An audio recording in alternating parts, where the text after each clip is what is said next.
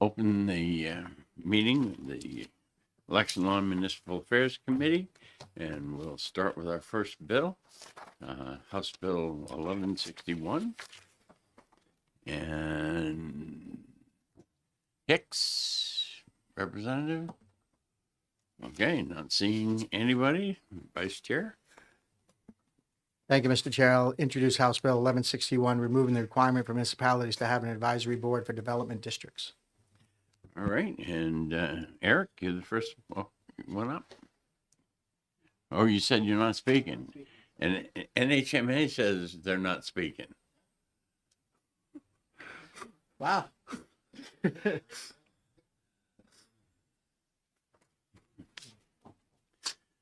All right. There are two support that signed up online. There's two support that signed up here. The bill changes shall to may, and it says in the same manner as chapters adopted pursuant to. I guess I really would have liked to have somebody come in and tell me why. All right, well, with that, we'll close the public hearing. Bills that we've already heard. 1031. Do I have a motion to go? Move we go into executive session. Have a motion to go into executive session. All those in favor say aye. Aye. All those opposed say nay. The ayes have it. Mr. Chair, can we talk about 1031? Yep. So on Bill 1031, you remember this is the one that would allow us to use campaign funds to buy security measures for people as a candidate. There was discussion. We wanted to add a number 5, which I have an amendment. I'm not sure if you guys all have a copy of it, but I'm happy to send it around. It's amendment number 1252, and it just adds a number 5 in a list of things that you're allowed to spend on. It says number 5, training in or for use of any of the security measures purchased as part of this training chapter. So it's just a training, it adds that one section. I'll send it around so people can read it. Yeah. But again, that was our conversation, was creating at the line 19 in the bill, a number 5 for training purposes. Okay. We will be in recess for 3 minutes while they make copies.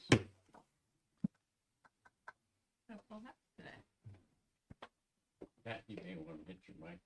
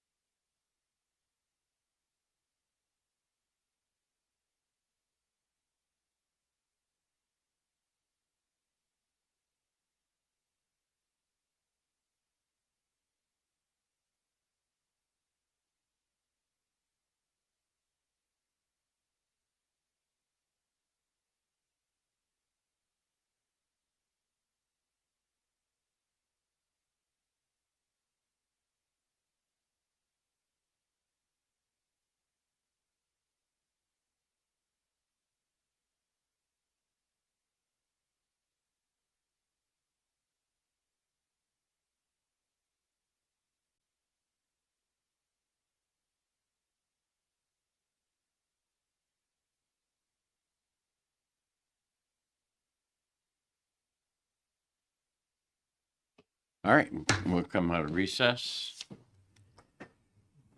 Again, this was the amendment we talked about the last time, is that if somebody is going to be able to purchase devices that may require training, and certainly we would want them to do that. Mr. Chair, I'll move auto pass on House Bill 1031. Second. OTP. Mr. Chair, I offer amendment number 1252. Again, as I said before, it adds a number 5 to allow for training of any of the devices that were purchased as part of this product bill. All right, and I'll second that. All right, any further discussion? All those in favor of Amendment 1252S, say aye. Aye. All those opposed, say nay. The ayes have it, bill as amended. Any further discussion? Seeing none, all those in favor, say aye. Aye. All those opposed, say nay. Is there any objection to consent? All those in favor, say aye. Aye. All those opposed, say nay. And, I'll take it out, Mr. Chair. okay, Senator Lang gets to take it out.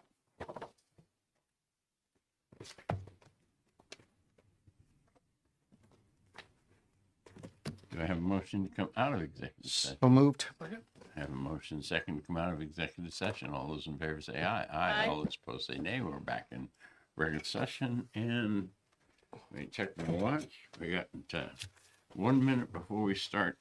11:61.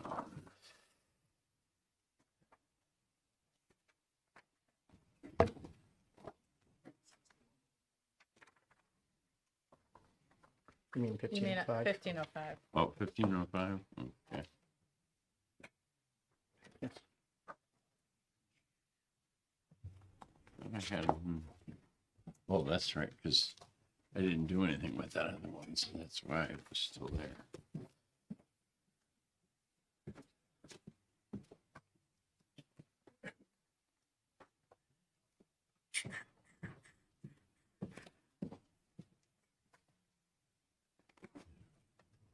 All right, Representative.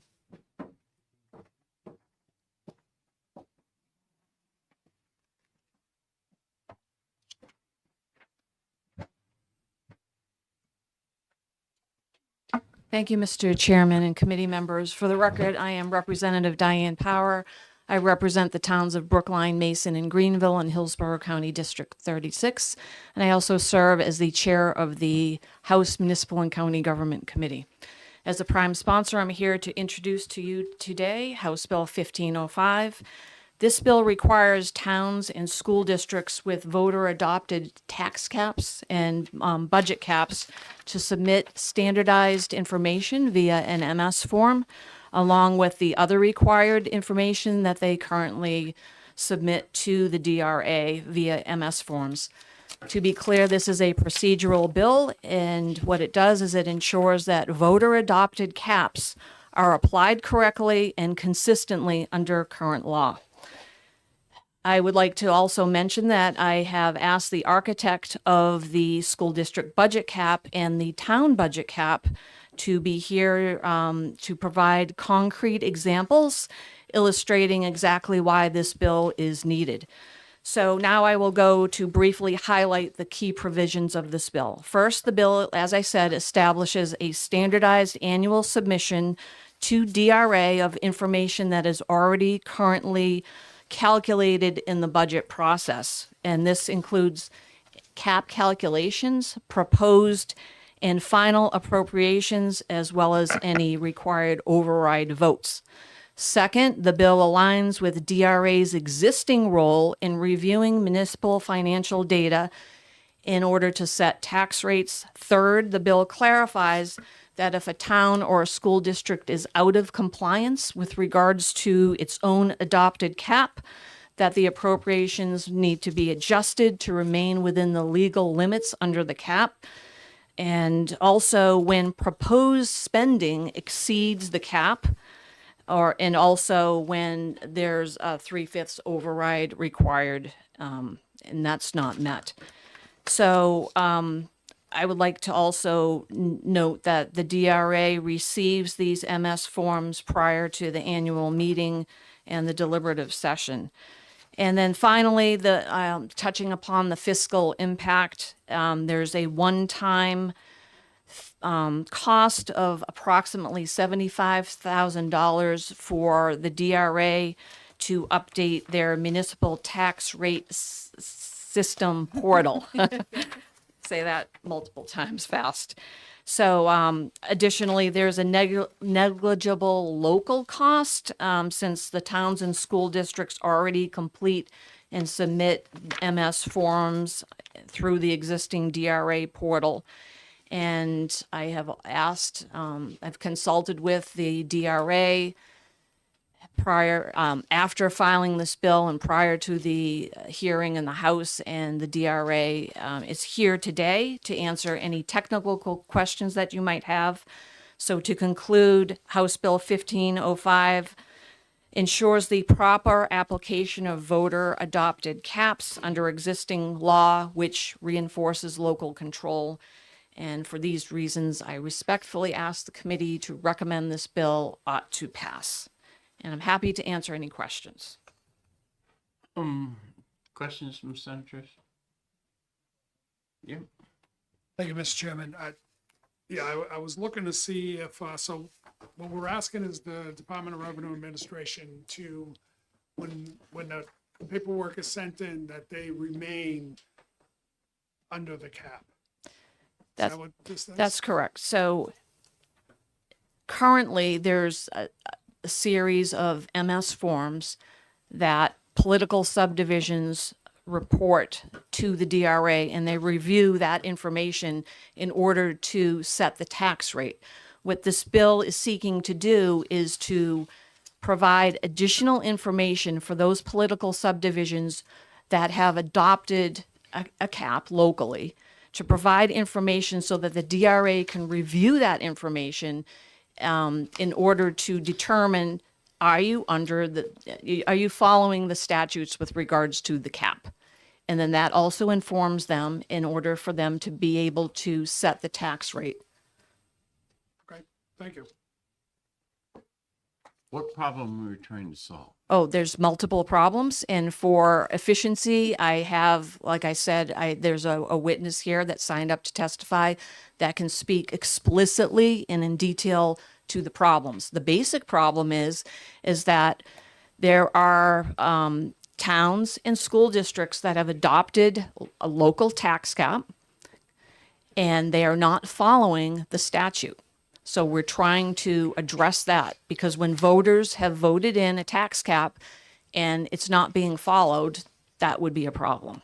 So the question is I'm going, because of one or two municipalities, I'm going to make it hard for all of the municipalities, and where, like Rochester, certainly the tax cap gets a lot of scrutiny and a lot of public discussion. And I'm just wondering why. So why? Because to be clear, when voters adopt a tax cap and the law is not followed, you don't have a tax cap. So If the law isn't followed, just like one of the other discussions we've got the AG that says, okay, or you vote the bums out, as some people say. Mr. Chair. I didn't know if you wanted to respond to that before I. well, yeah, I would like to respond. So the notion that it would be up to the people in the community to pursue legal action, it's not reasonable. Like I said, the DRA already takes in information with regards to setting a tax rate for entities, and it only makes sense that they should do a similar exercise with regards to tax caps. It's just another form, and it's part of their review. I think that this makes the most sense and will ensure consistent application of our cap statutes across the state. Senator. So again, I'm going to just talk a little bit about pragmatic, how this works in the town. So I'm looking on page 3 of the bill, starting on the enforcement of local caps, that paragraph. So the way I read that paragraph is if the town has an operating budget and it votes the operating budget in on a regular vote, majority vote, and then it's got three more warrant articles, the last two of which, if adopted, will exceed the tax cap. So on the next warrant article, they do a majority vote. The next two, they do a supermajority vote and they pass. The way I read this, though, is because the overall tax cap was exceeded, the under the line that says the commissioner shall reduce the appropriation of the certified budget by the amount certified to exceed the cap.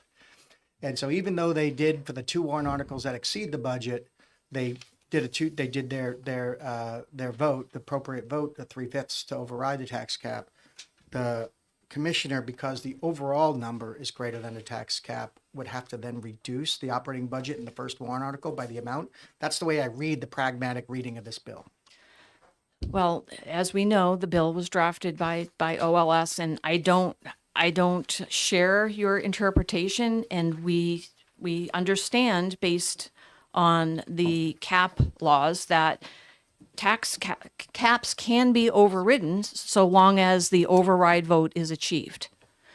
So the point that this paragraph or the enforcement mechanism is the criteria. If the the vote is not achieved, then that did not pass. Then that particular warrant article didn't pass and exceeds the tax cap. That's the intent. If you feel that there's an amendment that's needed, if you feel that that language is not clear, I'm open to an amendment. And additionally, the DRA is here to provide their feedback as to how they interpret that particular wording. Additional questions? Seeing none? Eric? Thank you.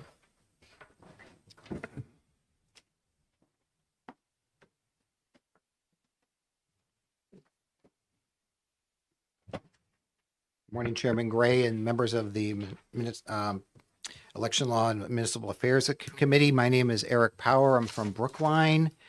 I serve as the president of the School District Governance Association of New Hampshire. I also serve on the Brookline Planning Board in my 6th year.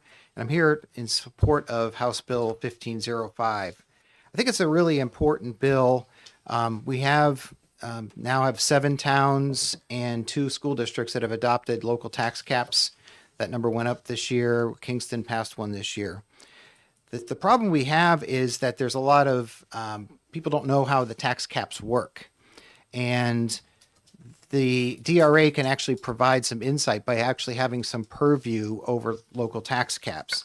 Right now, DRA is really limited. They just keep track of who has a cap, who has a budget cap, who has a tax cap, but they really don't have any involvement beyond that. They have no review. They have no enforcement. They can't probably even answer a lot of questions. So it's really kind of a situation where there's a lot of interpretation. There's not a uniform application of the tax cap across the state, and so this tax caps have actually been updated. If you remember last year, you had House Bill 200, which added a supermajority override to the local tax cap. In the previous years, you had passed the Senate Bill 383, which created the school district budget cap, and Senate Bill 105 created the town budget cap. Those both already had an override built in. So the problem with all the caps require the governing body or the budget committee to come in with a budget that is compliant with the cap to start out, going into the traditional meeting, if that's what they have, or going into the deliberative session. And the challenge is that they come in with budgets that are recommended over that amount, which is in violation of the RSAs with these caps. And you got to remember, these caps are not easy to adopt. They're adopted by a supermajority of voters. So right now, DRA doesn't do anything about that. They just don't have any purview, but this routinely happens. I checked recently, over this weekend, I looked at 4 recent tax caps, and 3 of the 4 violated that from when I looked at it. They proposed appropriations that were over the cap, which is not supposed to happen. And then with the override, you can override a tax cap. So I know there was another bill that you had heard, House Bill 1134, which was trying to provide some clarity on how that works. How do appropriations accumulate under a tax cap? The logical way, if you read the law, even without that bill, is that you would accumulate them in the order that they're passed. And when you trigger when you have an appropriation that tries to go over the cap, if it's a traditional meeting, the moderator will have to call for a 3/5 ballot vote. And if it's SB2, it's sort of done after the fact based on the order of the warrant articles on the ballot, knowing when to apply the 3/5. So I looked at, I have 3 examples, and I emailed this to you yesterday. I have the Brookline School District, I have the town of Milton, and I have the Newfound Regional School District.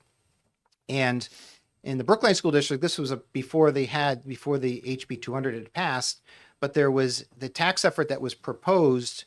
There's an 8% tax 8% tax cap in Brookline, and they proposed a warrant articles that went over the cap, causing a tax effort to go up over 20%. So obviously that was wrong, but there's not much we could do because there's no DRA enforcement.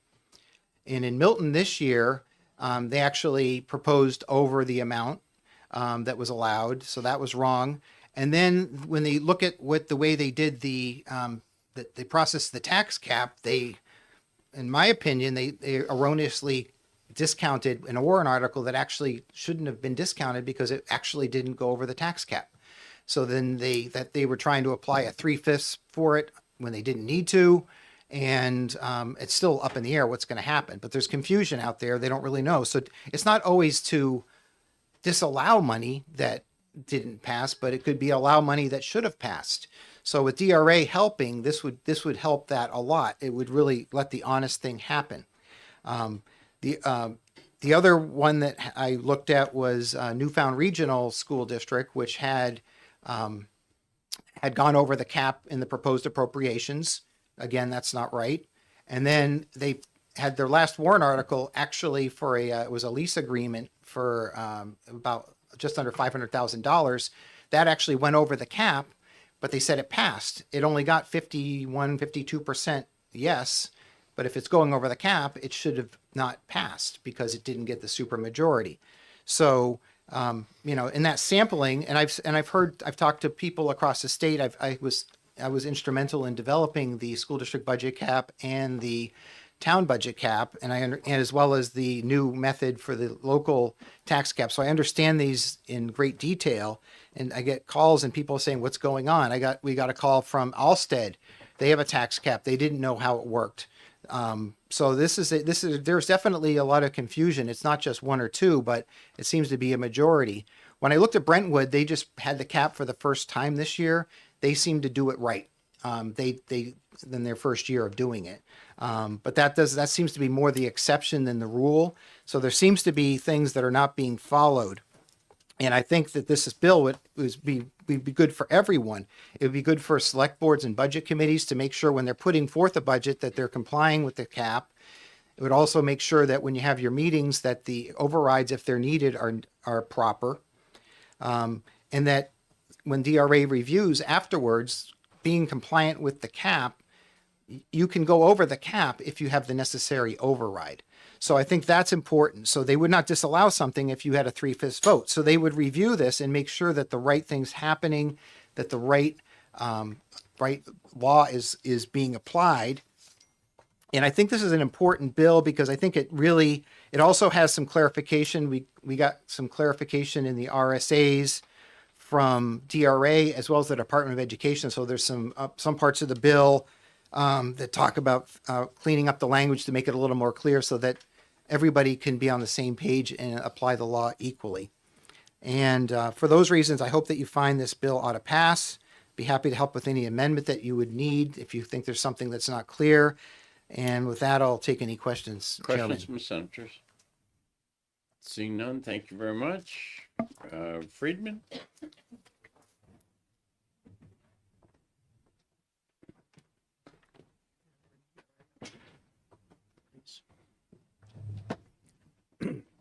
Mr. Chairman, committee members, Aubrey Friedman. I live in Bridgewater. I speak in support of this bill. what good are having rules, regulations, RSAs, laws if there's no enforcement mechanism? And that's the problem right now. The DRA doesn't really have the information nor the authority to actually come in and fix a problem when there's been a calculation error. They just don't have the data. Secondly, I think having this kind of second set of eyes checking the calculations will increase public confidence in how the election system is working and following the wishes of the voters. If they voted a tax cap, then it should be work properly.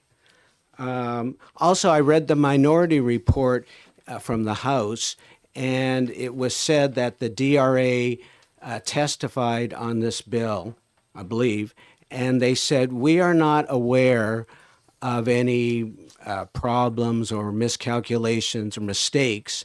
And I say, if they don't have the data, how can they really be sure of that? Maybe there are mistakes, maybe there aren't. They don't really have the data. So I kind of discount that. And lastly, the $75,000 one-time cost. Normally, I'm not in favor of additional spending by government agencies, but I think in this case, it could be justified because the savings to the taxpayers, I think there's going to be more tax cap bills and warrant articles not bills, but warrant articles in the future, just the way things are going. And so we should have a system in place where these things are complicated, that they're corrected and the law is followed correctly. And so the savings to the taxpayer could actually be much greater than 75,000. So those are the reasons I support the bill. Thank you. Questions from the senators? Seeing done, thank you very much. Thank you. DRA, are you here?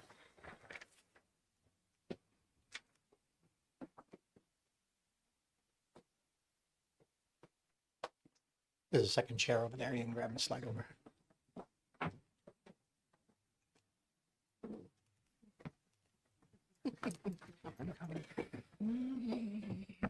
If you'd introduce yourself, I think some of the senators have questions for you. Good morning, Mr. Chairman. For the record, Jennifer Ramsey, Tax Policy Counsel of the Department of Revenue Administration. And with me here today is the real expert, Bruce Kanuer, is the head of our Municipal Bureau of our Municipal Property Division. His group would be the one tasked with implementing this legislation if it were passed. Thanks for coming up. I'm looking at page 3, starting on line 20, the enforcement of local caps, which is where DRA kind of jumps right in. The rest is rather procedural. But the way I'm reading this, and I could be wrong, is that, again, take the example I gave, a town with a budget and 3 warrant articles. The budget doesn't go over the tax cap. The first warrant article doesn't go over the tax cap. If you adopted the next 2, they would go over the tax cap. So they go to a 3/5 vote on the last 2 warrant articles. But the way this is formulated altogether, and because it's the operating budget and all 3 warrant articles, it goes over the tax cap, which means, does that mean that we would have to have a 3/5 vote on the budget as well as the first warrant article? And let me finish up. And then the last part of this, the way it's written in that chapter 1, as I read it, is that because the 3/5 vote was on the second and third article, the only place you can do reductions are on the operating budget and the first warrant article. That's how I'm reading this bill? It would play out pragmatically. Yeah, thank you for the question, Senator. I understand the drafter's intent to not be that it is supposed to operate that way. And I also see the concern that you're raising in the language of the bill. And I think that could be corrected by adding a phrase at the end of line 30 on page 3. Something like, and shall not require reduction of the appropriation of the certified budget, something like that. But happy to help with language on that, but I definitely see your concern. But is that the way you read it as well as the way I just? I didn't until you raised the concern, and now I see it. Yeah.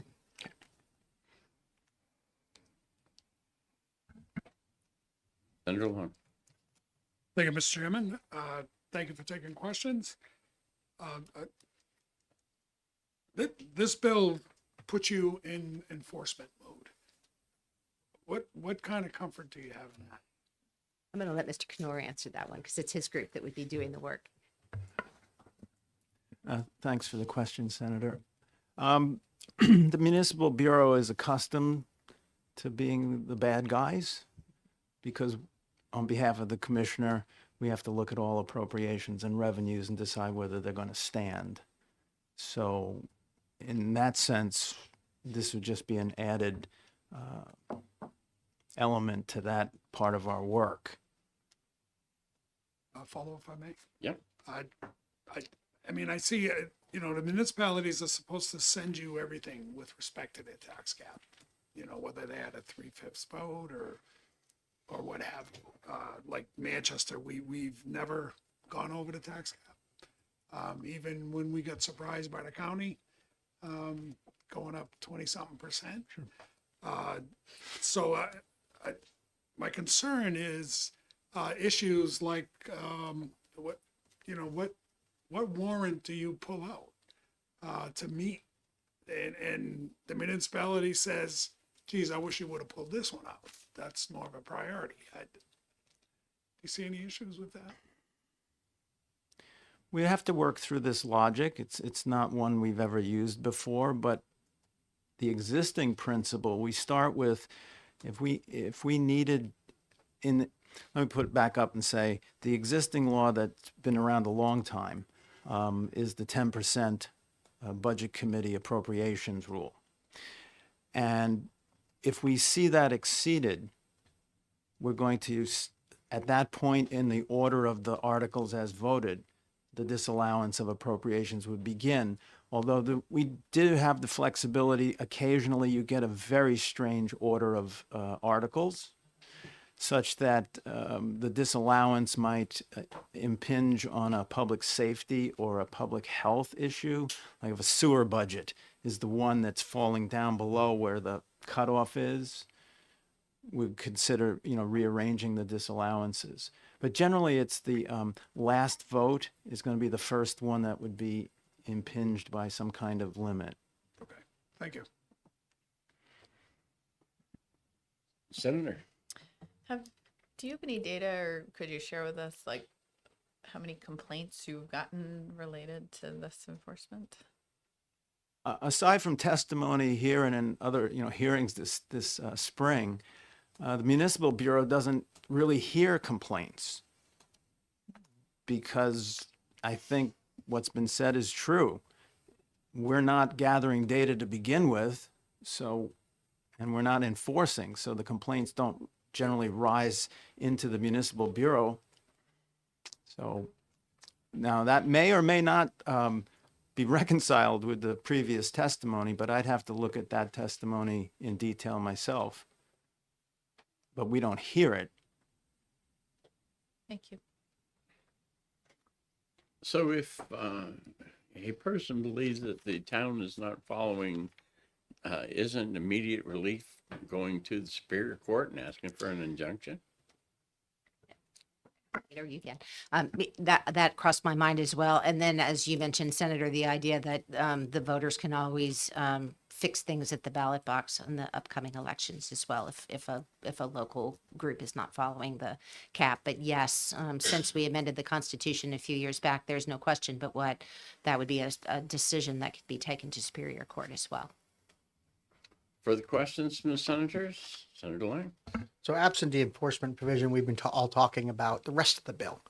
You have any comments or concerns at the rest of the bill that does some legislative cleanup on some things or changes, calculations?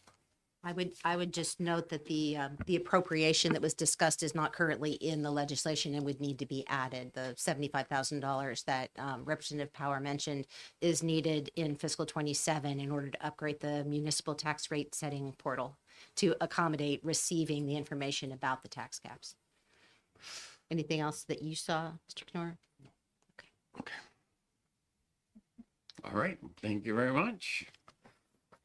And that is more than the people who signed up. So the online sign up, there were 24 in support, 15 opposed. And with that, we'll close this public hearing and we'll start the next one in just a minute.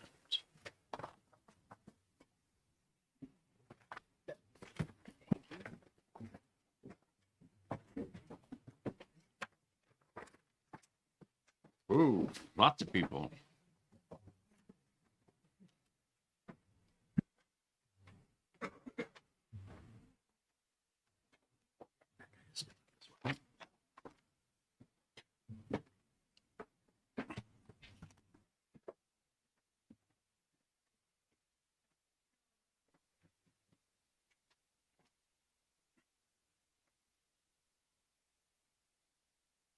Ready? Go for it. Thank you, Mr. Chairman and committee members. For the record, I am Representative Diane Power, representing the towns of Brookline, Mason, and Greenville in Hillsborough County District 36. And I also serve as the chair of the House Municipal and County Government Committee. I'm here to introduce to you, as the prime sponsor, House Bill 1066 FN, which addresses the misuse of RSA 33:7-E, equipment leases with non-appropriation or escape clauses that create long-term taxpayer obligations. This weekend, I sent the committee a list of examples showing warrant articles that misuse this particular statute. And that list contained over 30 school districts that have placed high-cost, long-term leases with escape clauses on their warrants, sometimes 15 to 20 years in length. And these warrant articles and this high-cost spending, it's approved with a simple majority vote and often by a hand, card, or a voice vote. So just to briefly highlight a few examples, on the list, there was an 18-year, $2.5 million lease with an escape clause for energy projects, elevators, security upgrades, and building renovations. There was a 20-year, $6.2 million lease with an escape clause for boilers and HVAC replacement. And the most interesting warrant article was a 20-year, $25.2 million lease with an escape clause for facility improvements in multiple schools within the district. And to reiterate, all of these warrant articles were approved with a simple majority vote. So I would note, while these technically are called equipment leases, in practice, to be clear, they finance permanent fixtures that cannot realistically be removed, creating long-term taxpayer obligations. So key provisions of this bill. First, the bill clarifies the definition of a lease as outlined in the bill language. 2, it updates RSA 33:7-E, limiting the use of that RSA to true equipment leases. And this would include items that can be realistically returned, like vehicles and uninstalled equipment, and not to be used for permanently installed facility improvements with equipment that become installed fixtures. The bill also adds a new section, RSA 33:7-F, creating a clear, appropriate process for general leases that don't fall under the 33:7-E, leases of equipment with escape clauses. And this new general lease section covers installed equipment as well as facility improvements. Number 4, the bill aligns approval thresholds with financial commitment, in that all leases over $500,000 require at least one public hearing for transparency, and all equipment leases under 33:7-E remain a simple majority vote to approve. General leases under the new section are approved by a simple majority vote up to $500,000, and leases over $500,000 will require a 3/5 supermajority ballot vote, giving taxpayers a meaningful voice on high-dollar, long-term obligations. And finally, the bill makes clear that it allows the appropriate use of capital reserve funds to fund leases. So importantly, I would like to note that this bill does not prohibit any type of a lease. Projects such as boilers, HVAC upgrades, and energy efficiency improvements are fully allowed. The goal is simply to ensure that any long-term financial commitments receive the proper level of voter approval. The bill, and also importantly, the bill does not prohibit responsible energy-saving projects under 21-I:19D. That's the energy performance contracts. They remain fully permissible. And in short, House Bill 1066 protects taxpayers. It ensures transparency. It preserves all financial tools and allows municipalities and school districts to make responsible, long-term investments in their facilities. And for these reasons, I urge the committee to recommend ought to pass. I'm happy to take any Questions questions. from the senators? Seeing none, thank you very much. Thank you, Mr. Chairman. Julie Mills?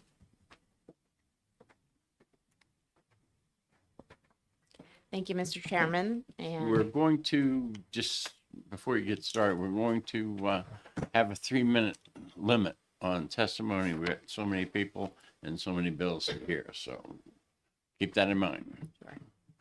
thank you. Thank you, Mr. Chairman, and thank you, members of the Senate Election and Municipal Affairs Committee. For the record, my name is Representative Julie Miles, and I serve for the town of Merrimack, District 12. This bill raises serious concerns about its impact on local economies and small businesses. Municipal capital projects provide essential work for local contractors, and these businesses rely on towns having flexibility to evaluate proposals based on cost and local knowledge, not rigid state-imposed criteria. For instance, a small excavation company may offer a tailored, lower-cost solution for a drainage or road project.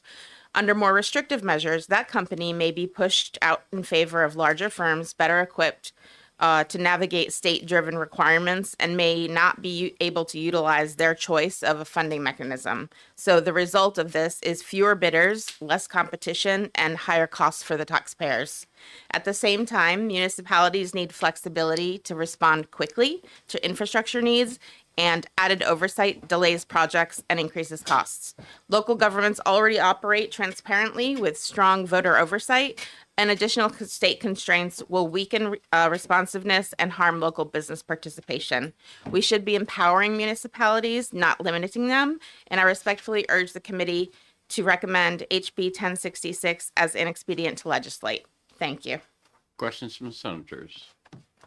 Seeing none, thank you very much. Senator, where are you? Come on up. 3.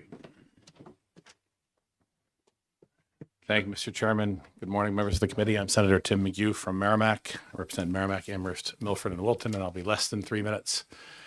This Good. bill is passed in a couple different forms. It's still not ready for prime time, and it really is a solution in search of a problem. Senator Lang pointed out there's some technical problems with a similar bill. Same exist in this bill. This is really a clear shift away from local control, and that's my concern. We don't want to send a message and add another layer of constraint and assume that Concord knows better than our local officials. A member of the committee pointed out that it's, or maybe it was DRA, that these things can be fixed at the ballot box. That's where we hold our local officials accountable.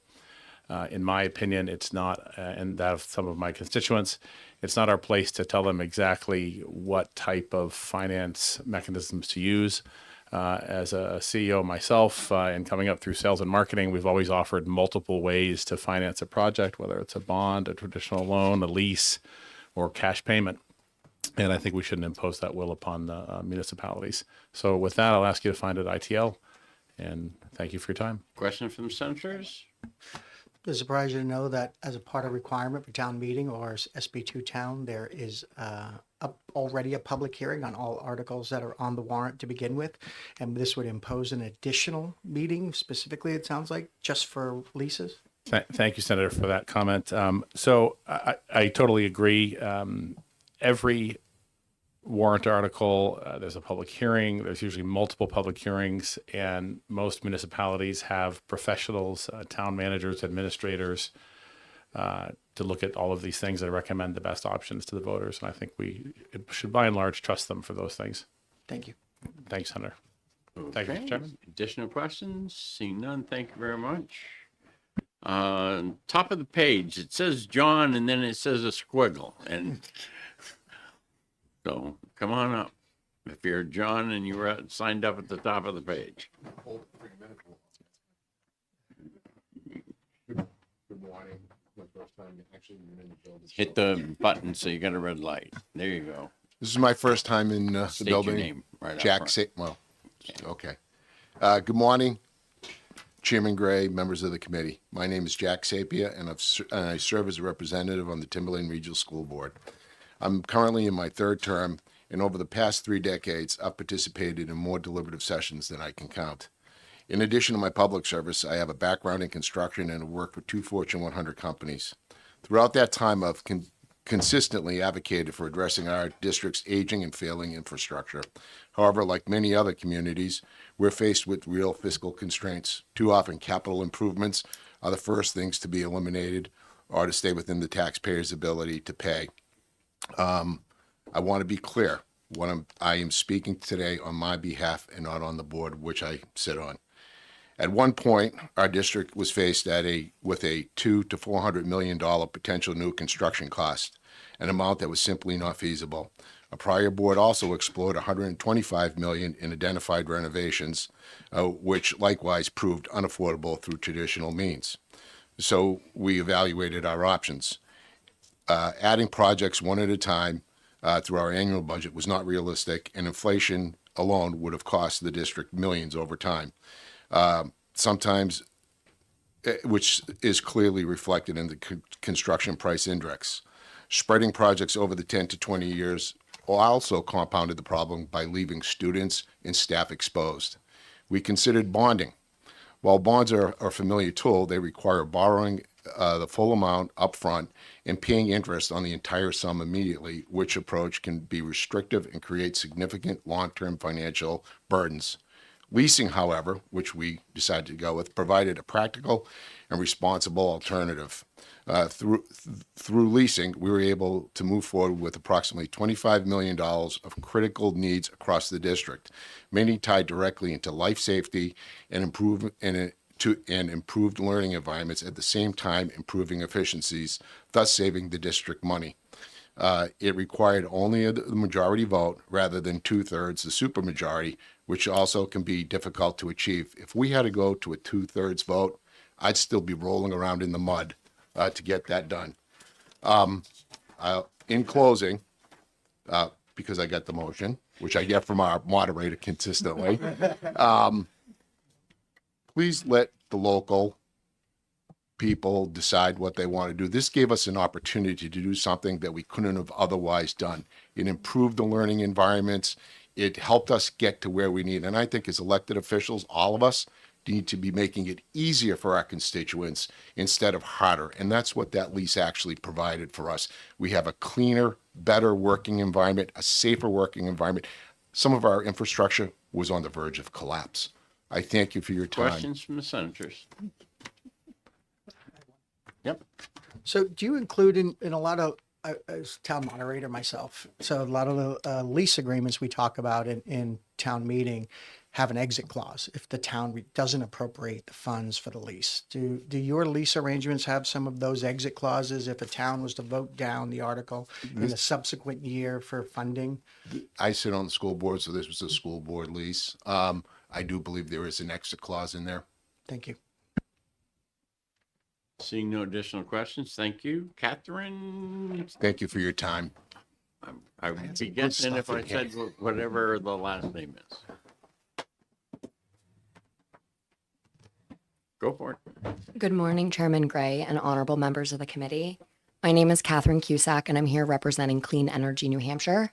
We are a statewide nonprofit that represents over 130 businesses, 42 municipalities with over 430,000 residents, and 400 individuals statewide. We oppose House Bill 1066, particularly its restriction on using lease agreements to finance building or facility improvements that become fixtures. This bill limits leasing as a flexible finance tool, forcing municipalities to rather rely on the slow, more rigid process of bonding. And this proposal that we have in front of us is not new. A nearly identical bill, House Bill 1187, was vetoed by Governor Chris Sununu in 2024, with the veto sustained in the House. And again, last year, House Bill 327 failed in committee, which was another very similar bill. Governor Sununu's veto warned that the bill would effectively prohibit beneficial municipal lease practices, especially for fixtures tied to infrastructure and energy improvements. These municipal projects arise more frequently than bonding cycles allow, and leases already require multiple levels of public approval. Using leases for these projects can help preserve a town's bonding capacity for higher priority investments that don't pay for themselves. House Bill 1066 unnecessarily restricts decision-making at the local level, increasing the risk of project delays due to procedural hurdles rather than long-term taxpayer costs. Municipal lease programs often enable zero taxpayer impact spending, where energy savings cover lease payments. Removing this tool will only increase costs for ratepayers, not reduce them. This bill seems like it's in search of a problem rather than a solution, repealing policy already rejected several times. Clean Energy New Hampshire recommends that House Bill 1066 be voted inexpedient to legislate. Thank you. Questions from the senators? And seeing none, when you sign in, put your organizations that you're lobbyists. So sorry. No problem. All right, next one on the list, Eric.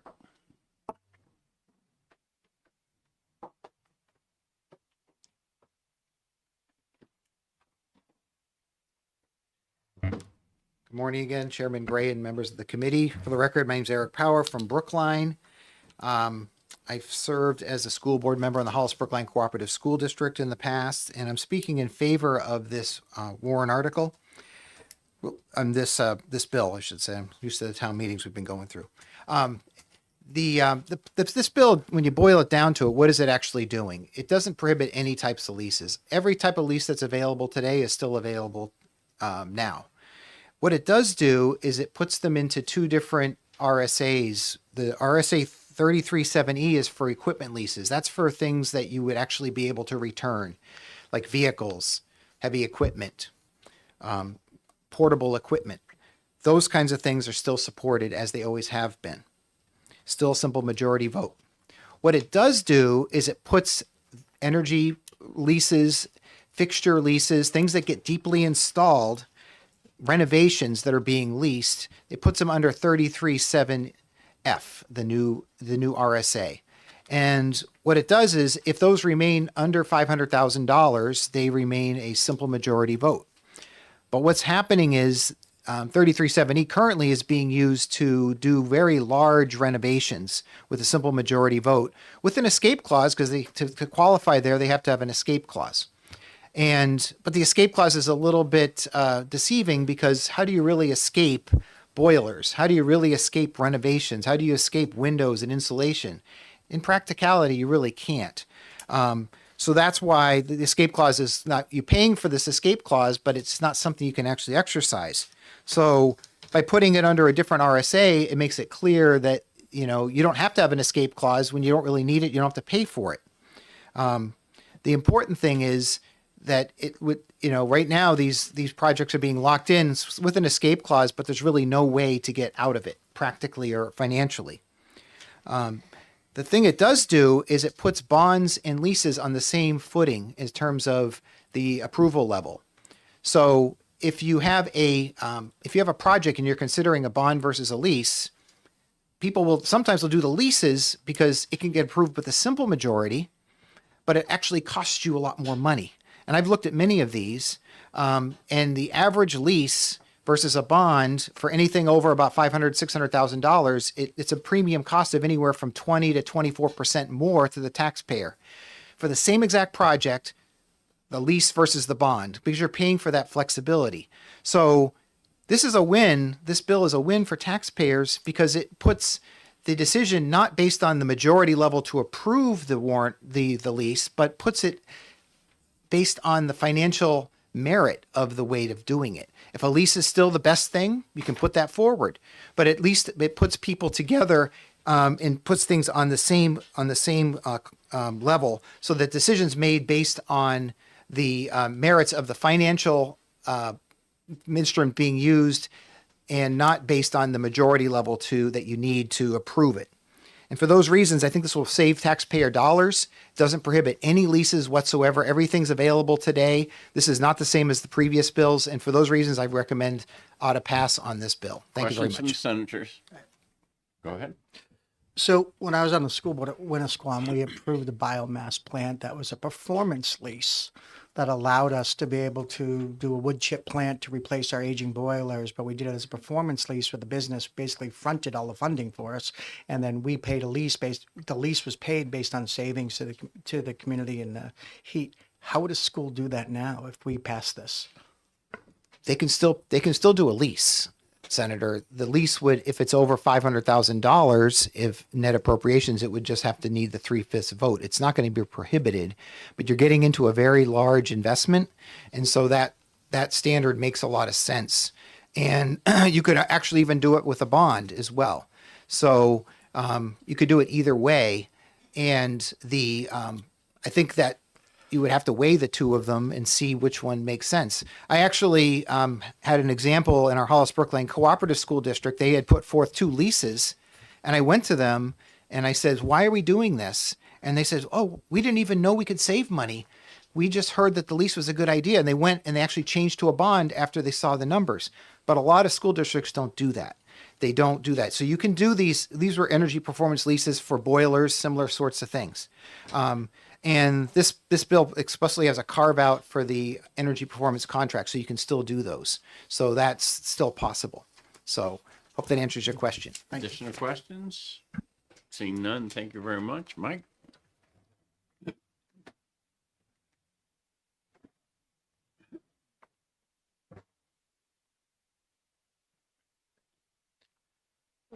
Good morning, Mr. Chairman, members of the committee. For the record, my name is Mike Skelton. I'm the president and CEO of the Business and Industry Association of New Hampshire. We're New Hampshire's statewide chamber of commerce and leading nonpartisan business advocate. I have a prepared letter that that's being circulated right now. In light of all the testimony you've already heard, I'm not going to read the letter. I'll just offer a few brief points, and then I'm happy to take any questions. You've already heard pretty extensive testimony in opposition to the bill. The BIA is opposed to this bill. We've opposed the previous iterations of this bill as well. Like the speakers before me, we share concerns about the impact of this bill on both the ability of communities to utilize these tools, as well as the impacts on those in the industry who participate and offer these services to the community. We have a very vibrant industry sector that is providing these types of projects and jobs and investment in our local communities. So we're very concerned with what the impact will be here. I think in the largest sense, the overarching issue with this bill, and it's come up a few times already, is the problem we're trying to solve. We just haven't seen the evidence that this is a compelling issue that requires legislative intervention at this point. Communities are using the options before them. They have the ability to, as others have mentioned, whether it's through legal means or the ballot box, make their voices heard. And we think the potential real and unintended consequences of legislation like this would have a negative impact. I'm happy to take any questions if you have from any. Senators? Seeing none, thank you very much. Brody?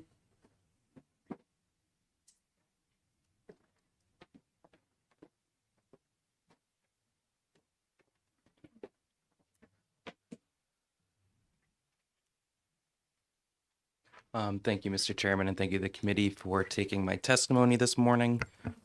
For the record, my name is Brody DeShays. I represent the New Hampshire Municipal Association, and we are opposed to House Bill 1066.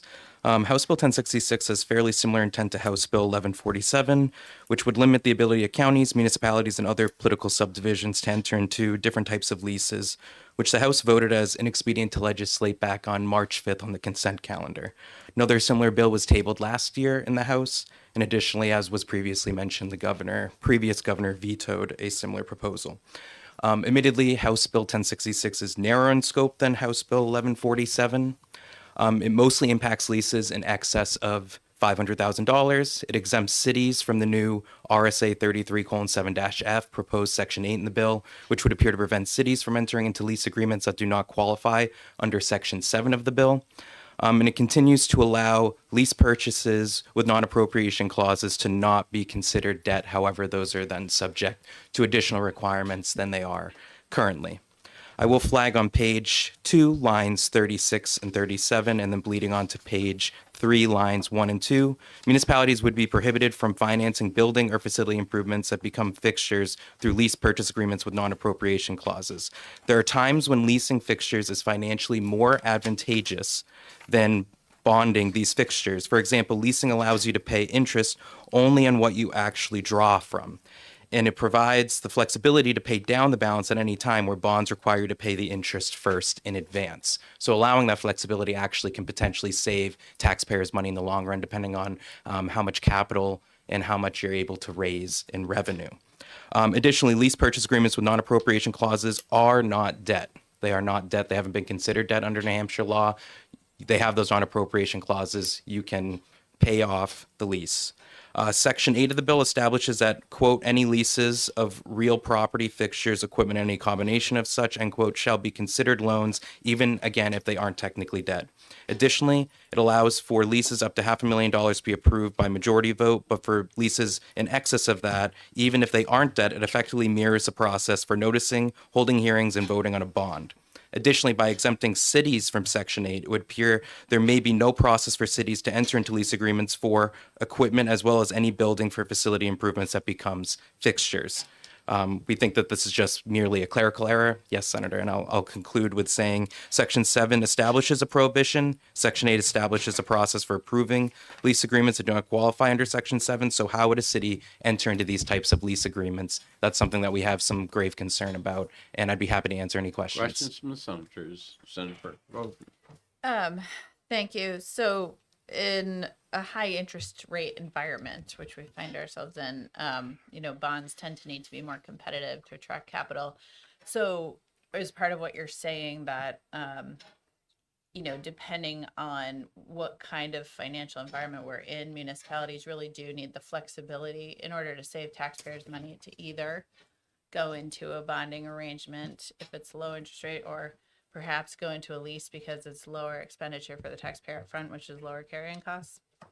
Thank you for the question, Senator. I think your question highlights what effectively I would answer, the need for flexibility. And it really, the economy is constantly changing and impacted by international and national events that can change the cost of debt that organizations or municipalities or other political subdivisions of the state need to incur to be able to pay for large capital expenses. And I think our fiscal note kind of highlights that there's indeterminable savings or costs that this bill could impact. And the reality is that we should probably defer to local officials and their voters to determine how they want to be able to finance significant projects.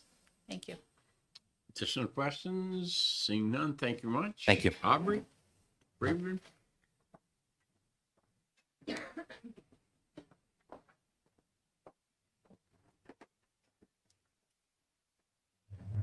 Mr. Chairman, committee members, Aubrey Friedman, I live in Bridgewater. I speak in support of this bill.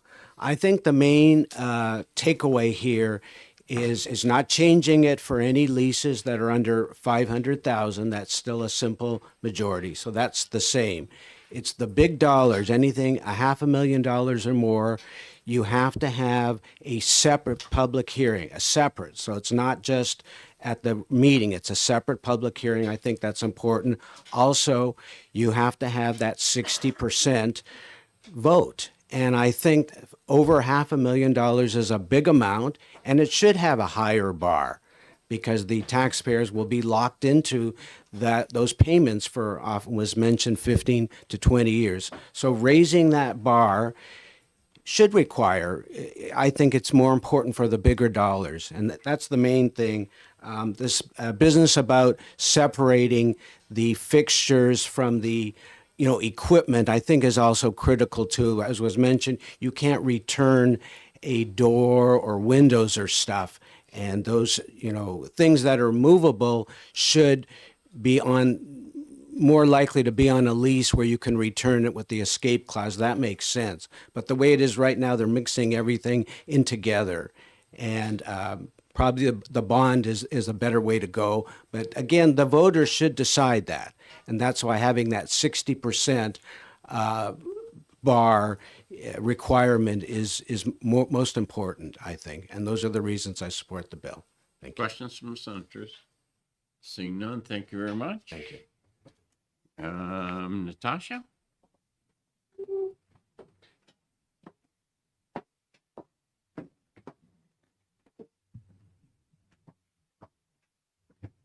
All right. Good morning, Chairman Gray and the members of the committee. My name is Natasha Shaw. I'm the Senior Vice President of Government Affairs for the National Association of Energy Service Companies. I'm going to call it NAESCO for today's discussion.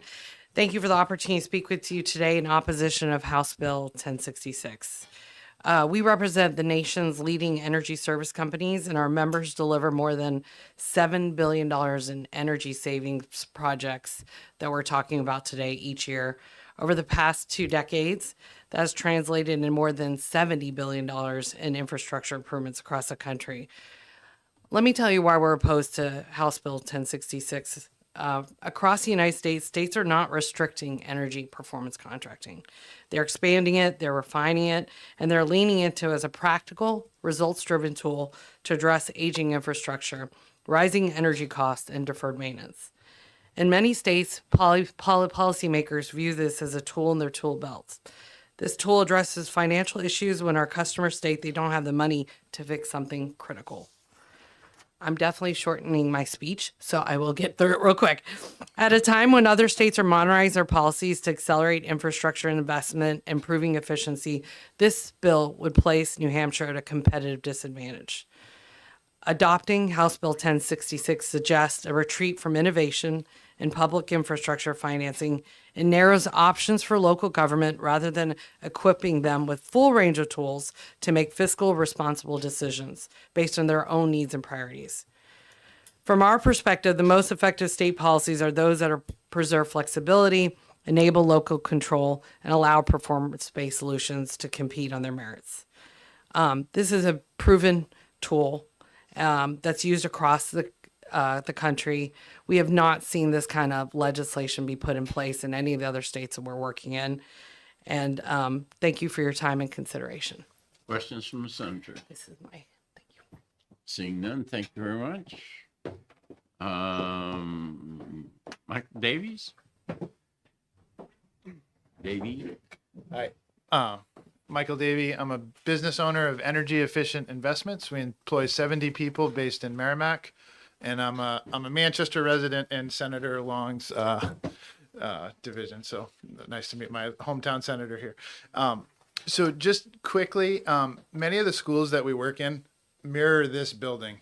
2 thermostats controlling heating equipment that's banging against the outside wall. No ventilation, so we have plug-in air purifiers. And mayors, school board members are like, how do we improve these buildings while keeping our taxes low? It's not expedient to put a big HVAC project in the budget. And many cities like Manchester have major infrastructure projects that they need to use their bonding capacity for, like separating the stormwater, or in Rochester, building new schools. And so leasing is a way to do it in the operating budget where the energy savings help pay for that equipment over time. It's a very flexible product. So we meet with conservative budget committees across the state, from Ringe to Franklin. They all decide that a lease is the better financial mechanism because, like your mortgage, you can pay extra on the lease each year and pay it off quicker. So even though it may have a slightly higher rate than a bond, it has increased flexibility. And one real world example, how can you get out of an exit clause? So I heard people say you can't get out of an escape clause if you finance your boiler. Just this week, Newfound School District decided to close Danbury Elementary School.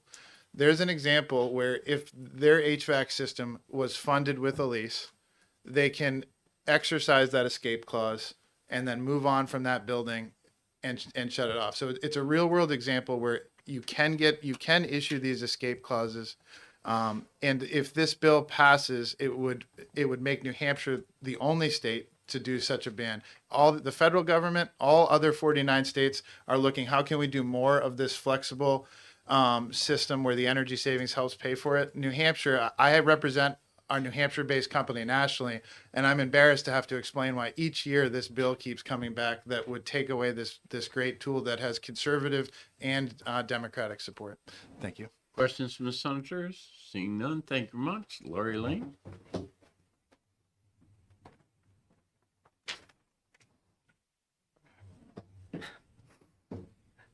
Glasses on. Good morning. My name is Lori Lane. I actually live in the city of Rochester, so it's nice to meet you, Senator, in person. As the superintendent of schools for the the Rollinsford School District, I'm asking you to oppose HB 1066. I have testified on 2 prior occasions in opposition of similar legislation. As before, I continue to ask why it is necessary to limit the ability of local communities to choose how they want to fund improvement projects in their schools. Because the legislature has yet to lift the moratorium on school building aid, funding projects through a lease agreement is one of the few remaining ways that school districts have to fund necessary projects such as HVAC renovations, lighting fixture upgrades, and boiler plant replacements. Currently in the RSA, it states that appropriations to fund lease agreements with non-appropriation clauses may be approved by a simple majority vote of the legislative body. What this means in SB2 community, like Rollinsford, is that the local school board needs to add an article to their annual warrant to ask the taxpayers to approve entering into the lease agreement for a particular project. Then there is a publicly noticed budget hearing on the proposed operating budget and any additional articles with financial impacts. Then there's a publicly noticed session 1, or the deliberative session as we call it, that is held where the public again has the opportunity to provide input on each article on the warrant. And lastly, session 2, or voting day, is where each taxpayer can cast their vote. A simple majority is required to pass each article.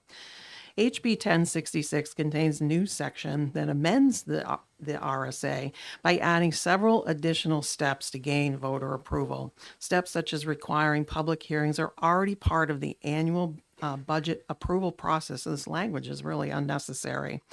A 3/5 majority on school budget and collective bargaining agreements is not required, so it's not clear to me why this requirement would be necessary to pass a lease agreement warrant article.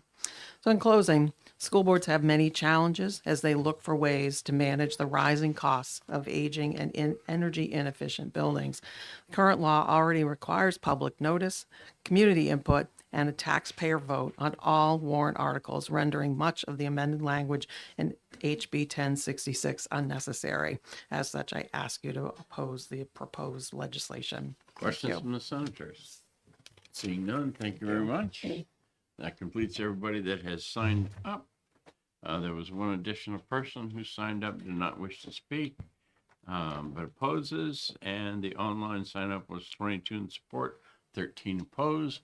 We'll close this public hearing. We'll start the next one in just a minute. Yes.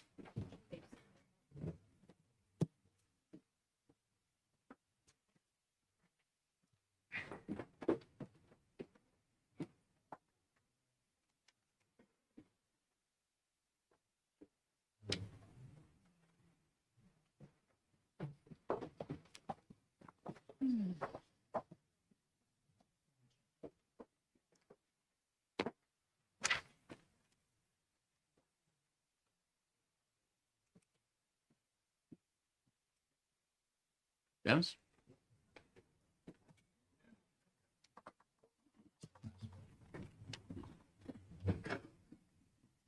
Jessica? All right, go ahead. Good day, Chairman Gray, members of the Election Law and Municipal Committee. With the record, my name is Dennis V. Murphy II. I'm a 7th-term town moderator in the town of Winchester. I also am a state representative for Cheshire 11, Winchester. I'm here to introduce House Bill 1113 with OTPA, which is an enabling bill that increases the term for the town moderator from a 2-year to a 3-year term. Currently, the supervisors of the checklist are either a 3 or 6-year term, depending upon the town. Our town uses a 6-year term. The Board of Selectmen are 3 years. School clerk, 3 years. Town clerk, 3 years. Planning board, library trustees, trustees of the trust fund, cemetery commission, budget committee, and school moderators can have up to a 3-year term for, and only the town moderator has a 2-year term. Right now, I can only perform all my duties every other year. Why do you ask? Because my name's on the ballot. And with my name on the ballot, I can't touch the ballot. Even though it's, might be 6 or 7 pages, it's still one ballot. So if there's a jam, I can't really perform my duties. And it asked a former attorney with the Secretary of State's office, it's just not a good look for me to touch the ballot, so I don't do it. If this bill passes, it also could help towns not to have a town moderator and a town clerk on the ballot at the same time, which could be in the fall election for the primary, be the first time that both could be doing an election, because every 6 years they repeat, because the town moderator being 2 and the clerk being 3.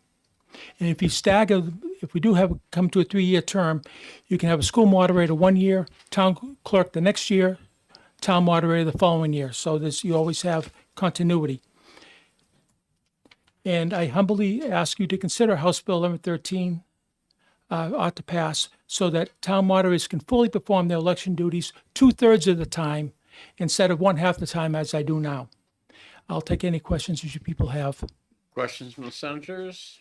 Seeing none, thank you very much. Brody, are you here? Oh, hiding back there.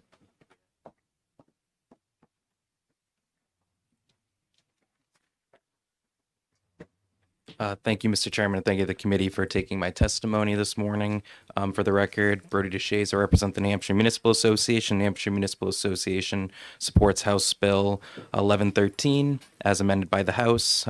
As was previously mentioned in testimony from the prime sponsor, this bill allows municipalities, with the approval of their legislative body, to adopt 3-year terms for moderators. It mirrors nearly word for word the optional 3-year terms for town clerks and town tax collectors. Additionally, supervisors of the checklist can serve 3 or 6-year terms depending on what the legislative body determines at town meeting. And selectmen also have 3-year terms, and an important function of their duties is not just as a governing body, but as an election official. Currently, moderators can only be elected to 2-year terms on even numbered years. One of the benefits to a 3-year term would be able to have that 3-year term start so it's staggered with a town clerk, so you retain that institutional knowledge for how the elections are administered to, especially in smaller towns that may have slightly a little bit more turnover in those election officials. Additionally, RSA 671:6-A allows school districts to adopt 3-year terms for moderators and clerks. So we would believe that this would be aligning with what school districts are already permitted to do. The towns should be permitted to do the same. And I would be happy to answer any questions if the committee has any. Senators? Seeing none, thank you very much. Thank you. There was one additional person who signed up, did not wish to speak in support. And the online sign up was one opposed. And with that, we'll close the public hearing. We'll start the next one in just a minute.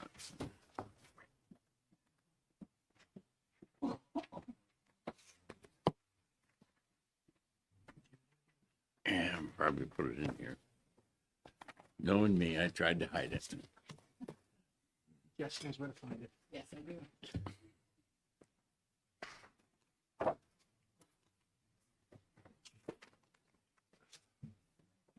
Okay. And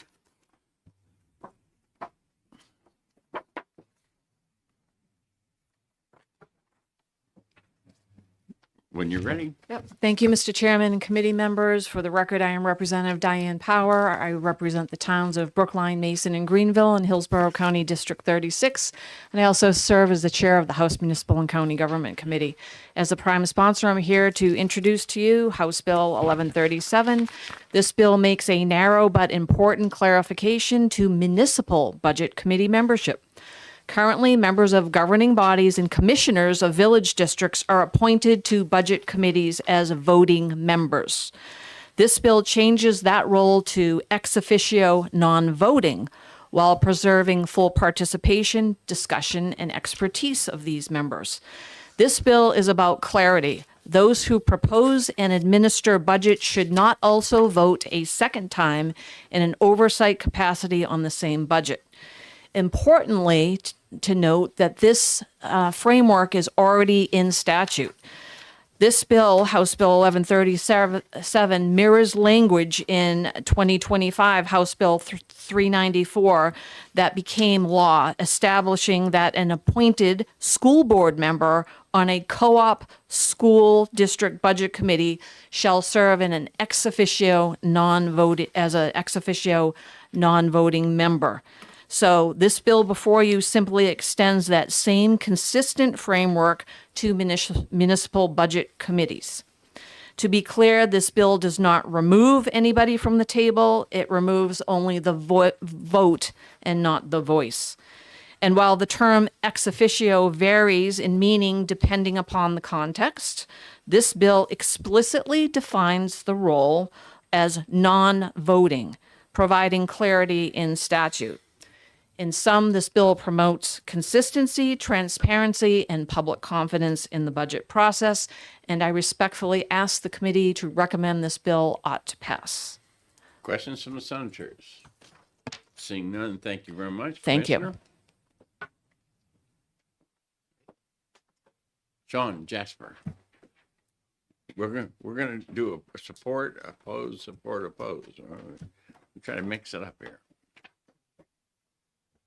Thank you, Mr. Chairman, members of the committee. I appear before you today representing myself in my personal capacity in opposition to the bill.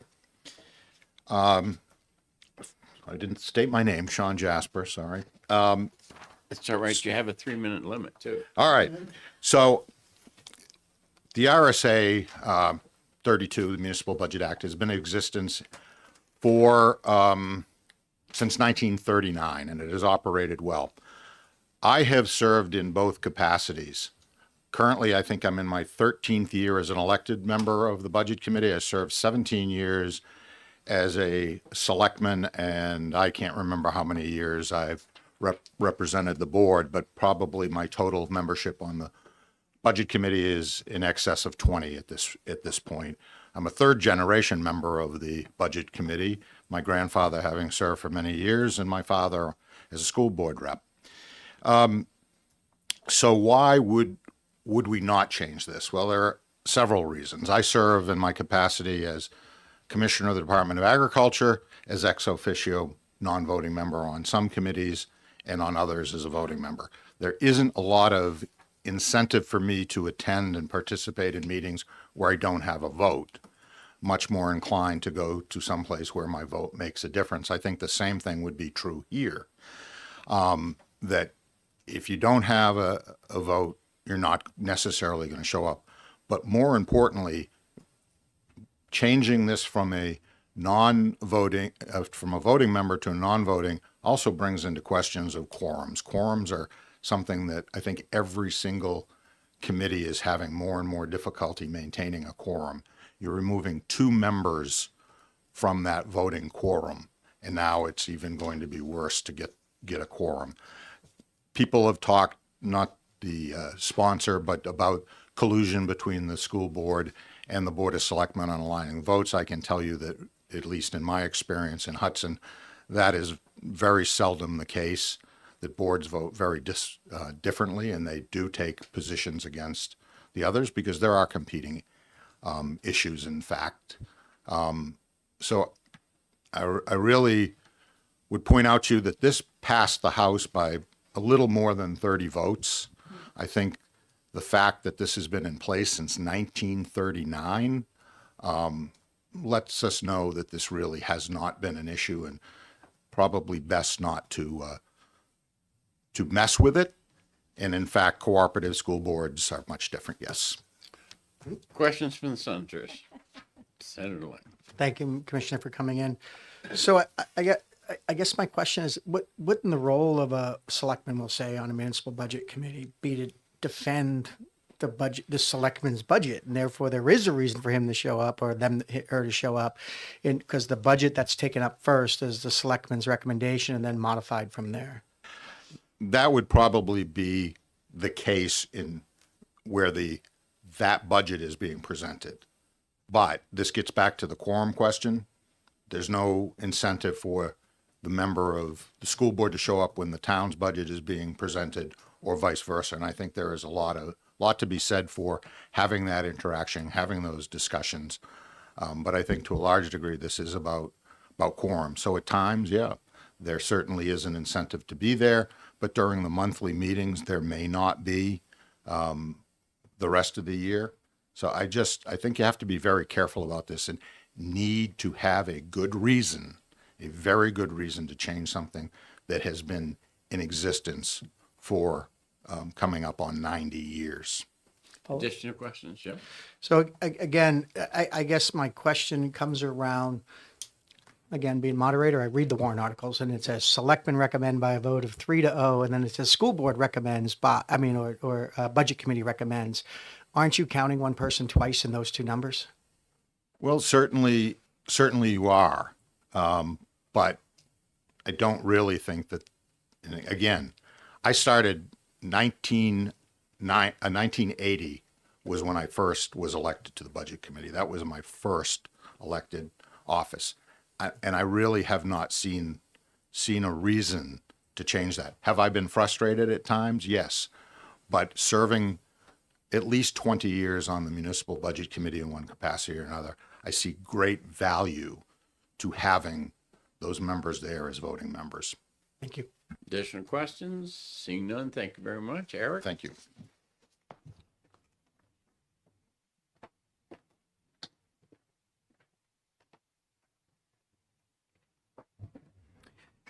Good morning again, Chairman Gray and members of the committee. My name is Eric Power from Brookline, former school board member, and speaking in favor of this bill. I think this is an important bill because it's you think about the budget committee process that they work on the budget for a long period of time, culminates with the budget hearing and then the annual meeting. So during that time, this bill would actually have these ex officio members being non-voting, which I think is important. They have their voice through the whole process. I think there's going to be an interest through the whole process, including at the end. But I do like the fact, I think currently we have a problem with the one man, one vote principle. So if you look at an actual warrant for a school district or a town, it does have a recommendation of the school board, for example. School board recommends this article 6-3. Budget committee recommends it 7-2. But there's one person in there that gets two votes, and I think that that's not really right. And I think Representative Spilsbury last year, when he prime sponsored House Bill 394, recognized that, and he corrected that for cooperative school districts. But it still is a challenge, and even probably more of a challenge, because on a cooperative school district, you just have one member that's ex officio. In a municipal budget committee, it's typically at least two if there's a school district within the town. It could be even more if there's village districts. I think there's at least one municipality that has 2 or 3 village districts. So now they have 3 or 4 or 5 ex officio members. Some of those members are just elected by a handful of voters in their village district. I heard one in testimony in the House about one person was elected with 20 votes, and they're a full budget committee member as an ex officio. But I think getting back to the fairness, this bill does not eliminate the voice, it just eliminates the vote. I think the person that's an ex officio member gets their vote as a governing board member. They do not need to have a second vote on the budget committee. And for those reasons, I hope that you see that discrepancy and will find this bill ought to pass. Thank you very much. Questions from the senators? Seeing none, thank you very much. Brody?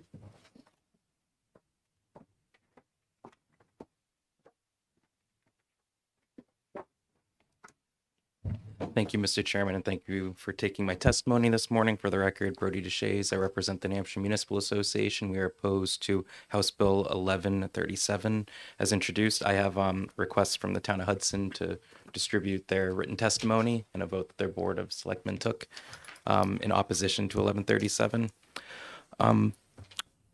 So House Bill 1137 makes the appointed members to a municipal budget committee, such as an appointed select board member, an ex officio member who is not allowed to vote. An ex officio member of any board or governing body is someone who joins the board automatically because of another position they hold. Their roles come with the certain privileges and responsibilities tied to their office. The select board, by virtue of their offices, has a right to appoint someone to serve on the budget committee, and that person becomes a member with the same roles and responsibilities as any member at large on the budget committee.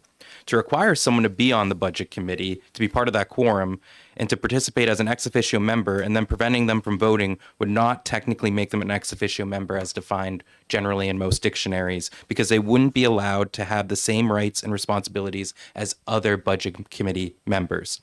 Additionally, these appointed members are expected to participate and attend meetings like budget committee members at large. So why wouldn't they be expected to vote on those decisions? And I think it's important to flag that the budget process is very fluid, and allowing the governing body to have an actual say in these decisions, at least one representative in future decisions, is valuable and important. I think an example is once the select board finishes their budget process, typically around October, and the budget committee assumes and starts to take over these budgets and determine what is going to be the final bottom line appropriations in the operating budget and other warrant articles, many things can change from early November all the way until the deadline in mid-January. And the governing body has an interest in participating and voting and acting and making recommendations. I also want to flag that cooperative school districts are different because they're made up of many individual towns, where when we're talking about a municipal budget committee, this is a budget committee that only represents voters in that town. So I can understand why there were changes in the past to the cooperative budget committees, make sure that one town didn't have disproportionate say in the budget process or individuals from one individual town. But when we're talking about with municipal budget committees, we're talking about residents who have duly elected members of the select board and other budget committee members at large to represent their interests as part of the budget process. And with that, I'd be happy to take any questions. Questions from senators? Senator Lang. So Brody, so on its face, I don't necessarily disagree with this bill, but I do have a what if. My concern is, like in my town, I think we have 6 members, and then the selectman is the tiebreaker. If there's such a thing, would you agree it would make the bill better if we were to amend this bill to add the fact that if it's the only reason a person, instead of being an ex officio member without a right to vote, they would be able to vote to break ties or to create a quorum? Thank you for the question, Senator. I think this gets very much into the minutia of how municipalities are governing themselves. And I understand your point that, you don't want a member of the governing body who is not a member at large of the budget committee to be making, the final decision on a specific vote or motion.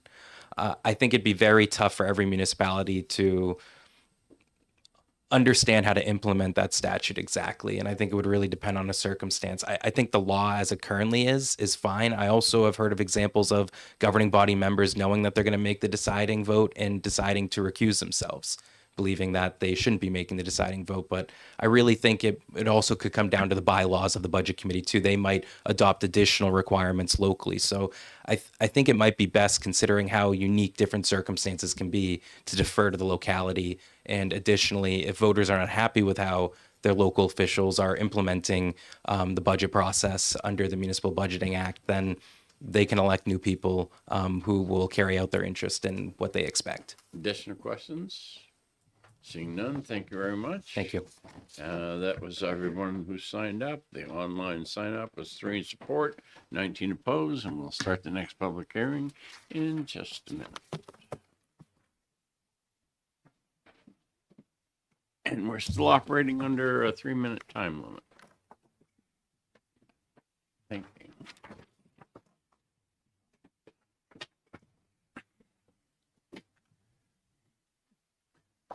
Jessica? Representative? Thank you, Mr. Chair, members of the committee. For the record, I am Representative Paul Dargy from Hillsborough 43, the town of Milford.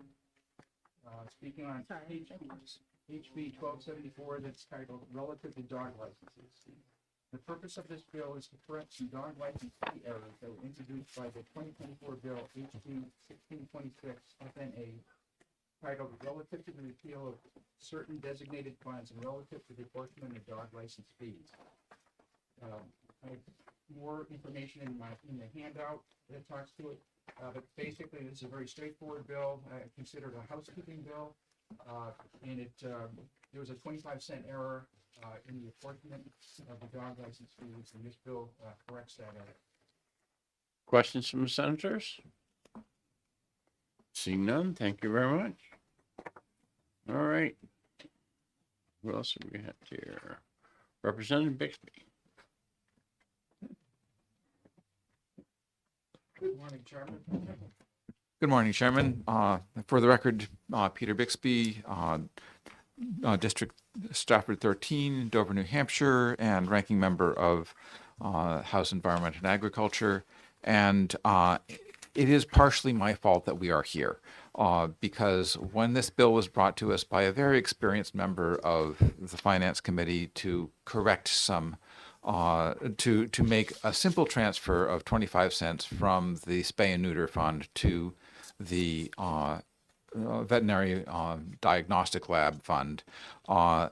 There was an error made that inadvertently removed 25 cents from the amount of money that municipalities would get from the dog funds. And it is in part the result of the fact that the dog and cat chapter in the RSAs is long and is very convoluted, and the relevant portions that deal with the fees are in several different places. And you can see from the bill that the amounts need to be corrected in 5 statutes here, and then there's a 6th statute that is entirely different place of the chapter that is relevant to the diagnostic lab. So it was not surprising that we made a mistake.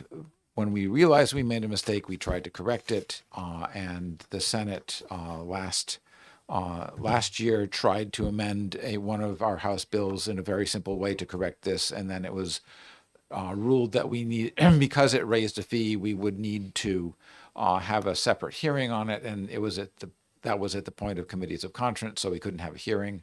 So we brought this bill back this year, and I thank Representative Dargy for bringing it forward, and I hope it will just help us correct this mistake we made. Questions from the senators? Seeing none, thank you very much. Brody? Not speaking. All right. Dan? Hey. Good morning. Dan Healy, New Hampshire City and Town Clerks Association. So again, this is just basically a cleanup bill. As the previous speakers, previous representatives mentioned, that when this passed a year or two ago, the fees were inadvertently shifted around. So now we're just charging 25 cents less per dog license. So this really isn't an increase beyond what we were charging a year ago, 2 years ago. It's just getting it back to what it was. The fees kind of shifted around. So the Clerks Association had asked for this bill to kind of correct what inadvertently had taken place. I don't really have much to add beyond that, but since we asked for it, I figured that a clerk should be up here in case you had any questions. Questions from the senators? Seeing none, thank you very much. Thank you. That's the last one who has signed up online. There were 2 that signed up, 1 in support and 1 opposed. And with that, we'll close the public hearing.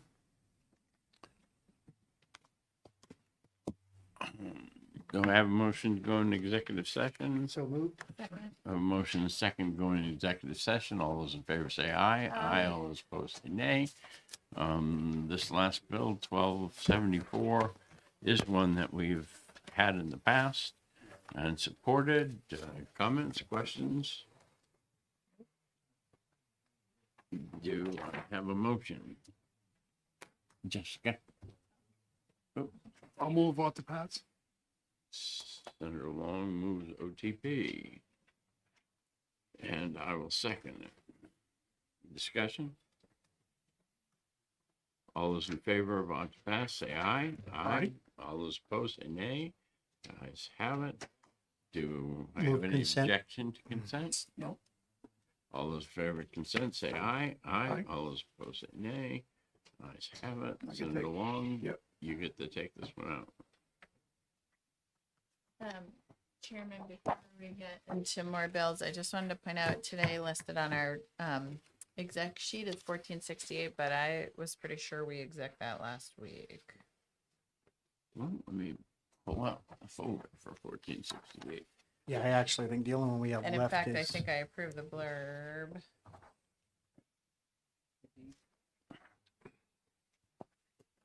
Want to make sure we're all on the same page.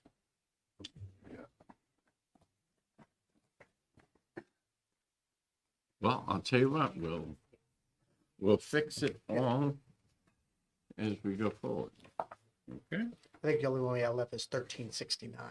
Yeah, that's what I had to. Okay. Thank you. Just wanted to get on the same page there. Yep. And 1369, I still think we need I'd some work with on that one. I'll work on an amendment for that for next week or whenever our next meeting is. All right, just for the committee, with the number of bills that we have, it's going to be less and less likely that you guys will have time to work on bills. So just keep that in mind as you go forward with your motions. Is there any of the other bills that you think we should take up today? 1161, Mr. Chair. What do I talk about? 1161?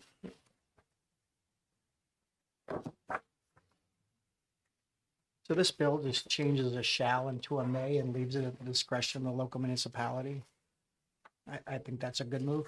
It's rather than force them into, they have to have one. If they think they need one, it gives them the ability to do one. So I'd make a motion about a pass. Senator Lang moves off the pass. Is there a second? Second. Second. Okay. Further discussion. Seeing none, all those in favor ought to pass, say aye. Aye. All those opposed say nay. Is there objection to consent? All those in favor of consent say aye. Aye. Aye. I guess. Aye. Any opposed? Okay. Senator Lang, you get to take that one out. Any other bill that you want to look at today? I would be ready to act on 1066. 1066.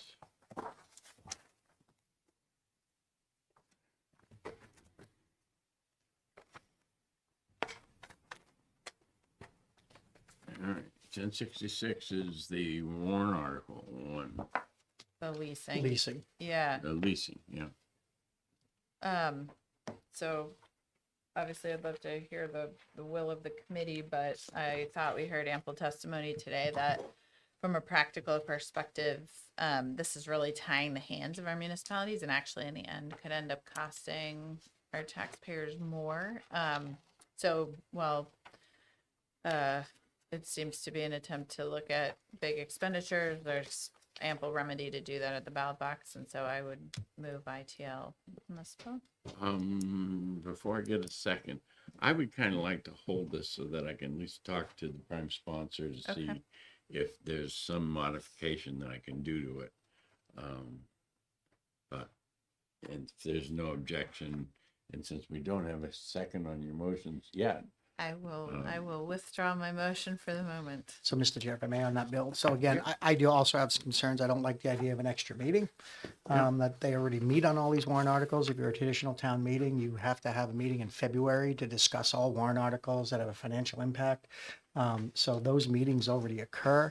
So to create another meeting that would be required specifically for a lease item, I'm concerned about its implications on performance leases over $500,000 that municipalities and schools do. To the savings is what pays for the lease, and Yeah. this would potentially restrict that. So I have some concerns around those performance leases and the ability. And I also, in general, the idea of limiting. But what we're basically saying is your voters who show up at the town meeting aren't smart enough to make their own decision. And to a certain extent, that bothers me, that we're making that kind of, if it's over 500,000, we have to spoon feed them. And I don't think that's necessary. So I have a little concern with the bill. So if you can come up with language that cleans some of all those concerns up, I'd be happy to. And I know that the prime sponsor is listening and she will get on my calendar, I'm sure. Any other things that you want to talk about with that one? All right. Moving on. 1113. Yeah. Seems like one we could act on. Yep. This is permissive because the town can choose whether it's 2 or 3 years, and Secretary of State was happy, was not unhappy with it, I should say. We don't want to say he was happy. Chair, on Comments? OTP. Second. Mr. Chair, I'll just declare it's a little self-serving being a town moderator. It saves me one election every 6 years. Any further discussion? All those in favor say aye. Aye. All those opposed say nay. The ayes have it. Is there objection to consent? Seeing none, all those in favor say aye. Aye. And Senator Perkins Quokka, you I haven't was got one yet today? Just gonna volunteer. You got it. Okay. All right. And the other two, I'm certainly 1505. I think there's other remedies. And since this prime sponsor is going to come talk to me about other things, she can talk to me about that too. So, Mr. Chair, on that bill, I'm obviously the enforcement actions are a little problematic for me in the way in which they go about it. So that needs to be addressed. Again, I'd be interested in having DRA create a report showing towns that have caps and what the expenditures look like on an annual basis and how many towns exceed caps based on the warrant articles. And give us some framing. Other than that, we've just heard anecdotal evidence of things that were done wrong, but nobody went to the AG. It seems like nobody did anything. So I'm a little concerned about using a hammer in this case. When you talk to the prime sponsor, those are some of my concerns. And part of my concern is that it's a few towns that have these things. And to have a report that they have to issue at the town meeting, might be appropriate. That, these are the rules and this is how we meet, each one of those instead of having to go to DRA. But again, it's, I don't know that the committee really likes it the way it is. Okay, so. Again, Mr. Chair, we hear lots of complaints about property taxes. Yep. It'd be interesting knowing how many towns implement tax caps and then completely exceed them, then choose to exceed them by a vote and know that, kind of says you're the ones choosing this, not us at the state Yep. level, right? And so those kind of things are important to learn and important to understand. But again, I'm concerned about the enforcement measure that's in here. All right. And the last one that we haven't talked about is 1137 with the questions. I think that there's still some discussion that needs to go on between the Senate members here. Anybody want to speak to any part of that? All right. Anything else that you guys want to do in executive session? We talk about next meeting and Right now, next depends on whether or not we're going to have a session a week from now. All right. And if there is, then we won't have a Wednesday meeting. If there isn't, then we probably will have a Wednesday meeting. and that Wednesday afternoon seemed to work out pretty well for you guys. Is it something dealing with executive session, Representative? You can't talk from there.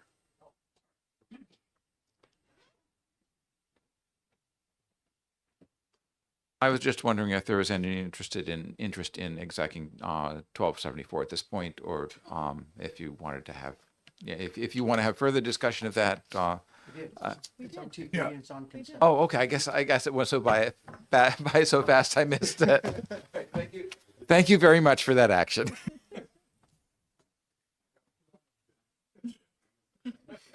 Don't blink. Move to come out of executive session. We have a motion to come out of executive session and a second. All those in favor say aye. Aye. All those opposed say nay. The ayes have it. We're out of executive session. Our business of the day being complete. We are adjourned.